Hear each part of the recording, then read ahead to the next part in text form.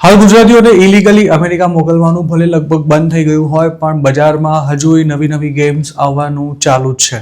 જેમને અમેરિકા જવું જ છે અને તેના માટે પૈસા ખર્ચવાની પણ તૈયારી છે તેવા લોકોને વિઝિટર વિઝા લાવી આપવાના એજન્ટો જાતભાતના સેટિંગ પાડી રહ્યા છે.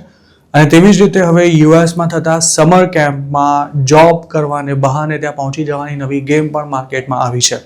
સૂત્રોનું માનીએ તો હાલ અમુક એજન્ટ્સ વોટ્સએપ ગ્રુપ્સમાં સમર કેમ્પમાં જોબ ઓપોર્ચ્યુનિટીના નામે યુએસ જવાની ઓફર કરતા મેસેજીસ વાયરલ કરી રહ્યા છે. અને તેના માટે એક્સચેન્જર વિઝિટર એટલે કે J1 વિઝા લેવાના રહે છે. અને 18 થી 28 વર્ષની ઉંમર ધરાવતો કોઈ પણ સ્ટુડન્ટ, ટીચર કે પછી વર્કર તેના માટે અપ્લાય કરી શકે છે. જોકે આ વિઝા પર સિંગલ પેસેન્જરને જ યુએસ મોકલી શકાતા હોવાથી તેના માટે માર્કેટમાં હાલ ₹1 કરોડ સુધીનો ભાવ બોલાઈ રહ્યો છે.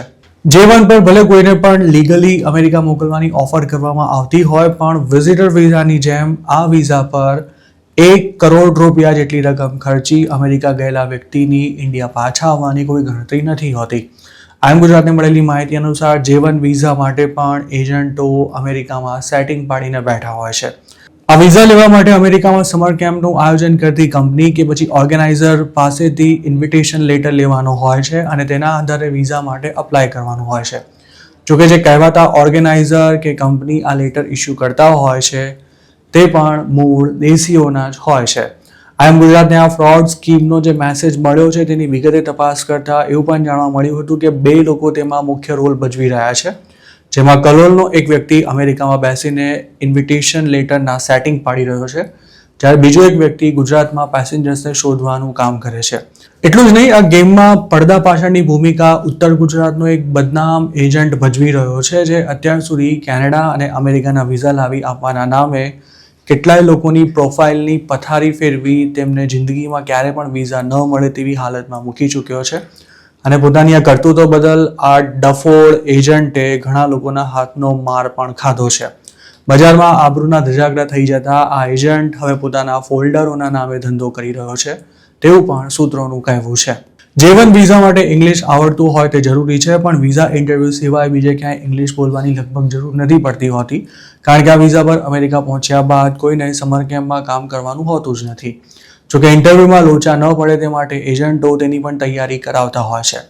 યુએસમાં હાલ તો સમર સિઝન પૂરી થઈ ચૂકી છે પણ અત્યારે ગુજરાતના અમુક એજન્ટો 2026માં થનારા સમર કેમ્પના નામે J1 વિઝાનું સેટિંગ પાડવામાં લાગેલા છે અને તેના માટે એકાદ મહિનાથી મેસેજ ફરતા કરવામાં આવ્યા છે. જેમ પોતાના ક્લાયન્ટને વિઝિટર વિઝા અપાવવા માટે અમુક એજન્ટો તેમના પાસપોર્ટ પર ફેક અરાઇવલ અને ડિપાર્ચર સ્ટેમ્પ લગાવવાની સાથે નકલી ડોક્યુમેન્ટ જમા કરાવી ક્લાયન્ટનું કામ બગાડતા હોય છે, તે જ રીતે J1 વિઝા લાવી આપવાની વાતો કરનારા એજન્ટો પણ પોતાના ક્લાયન્ટને મોટી મુશ્કેલીમાં મૂકી શકે છે. વિઝા ઇન્ટરવ્યૂ આપવા આવેલો વ્યક્તિ કે પછી તેના ડોક્યુમેન્ટ જો શંકાસ્પદ લાગે તો ઘણીવાર કોન્સ્યુલર ઓફિસર એપ્લિકન્ટને જાણ કર્યા વિના જ તેને બ્લેકલિસ્ટ કરી નાખતા હોય છે અને પછી આવા વ્યક્તિને જિંદગીમાં ક્યારે પણ યુએસ કે પછી બીજા કોઈ દેશોના વિઝા નથી મળી શકતા. અત્યાર સુધી ઘણા ગુજરાતીઓની પ્રોફાઇલ્સને એજન્ટોએ આ જ પ્રકારે ચિતરી કાઢી છે અને હજુય આવા એજન્ટો અને તેમના પર ભરોસો મૂકનારા લોકોમાં કોઈ કમી નથી આવી.